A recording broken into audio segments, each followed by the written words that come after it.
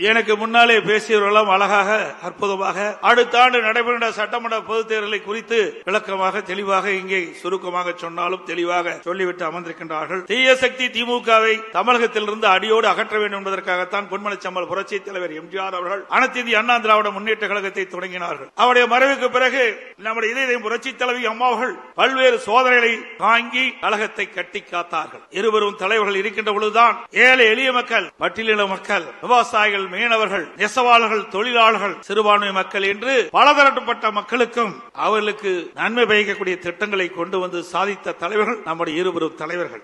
அவருடைய ஆட்சி காலத்தில் தான் மகளிர் மற்றும் இளைஞர்களுக்கு கல்வி, அறிவு, வேலை வாய்ப்பு, நல்வாழ்வு போன்ற அற்புதமான திட்டங்கள் கிடைக்கப்பட்டது. அமைதி, வளம், வளர்ச்சி என்ற அம்மாவின் கொள்கையே நமக்கு தாரக மந்திரமாக கொடுத்தவர் இதயம் புரட்சி தலைவி அம்மா அவர்கள். புரட்சி தலைவர், புரட்சி தலைவி அம்மா ஆகிய இருவரும் வகுத்து தந்த மனித நேயம், மக்கள் நலன், சகோதரத்துவம், சமத்துவம் ஆகியவற்றை எக்காலம் பேணி காப்பது நமது உயிர் மூச்சாக கொண்டிருப்பது அனைத்து இந்திய அண்ணா திராவிட முன்னேற்ற கழகம்.